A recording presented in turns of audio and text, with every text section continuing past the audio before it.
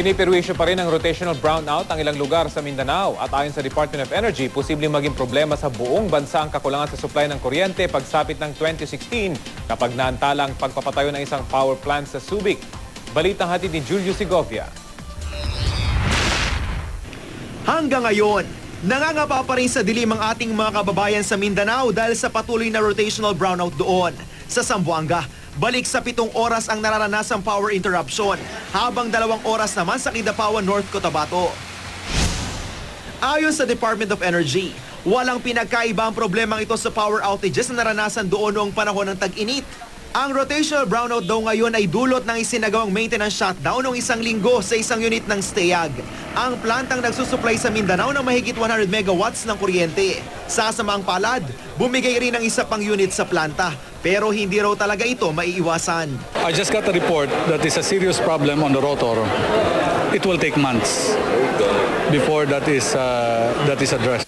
Ang konsuelo lang dito is that by September, by next month, full na ang capacity ng Iligan Diesel.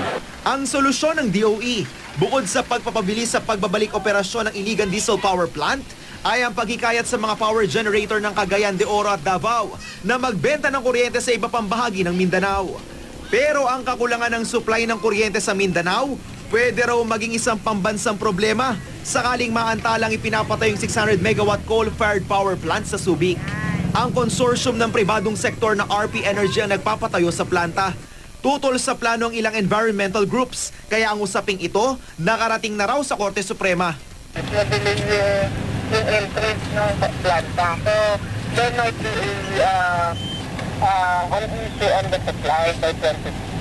Ang dapat daw gawin, tipirin ang pagkonsumo ng kuryente nang sa gayoy di na maulit ang malawakang brownout sa bansa noong dekada 90. Sa pagtatala ng World Bank, nasa 600 hanggang 800 milyong dolyar ang kinalugi ng ating ekonomiya noon.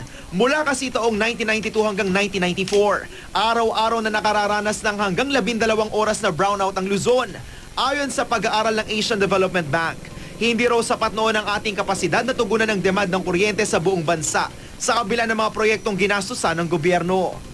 Julio Segovia, GMA News.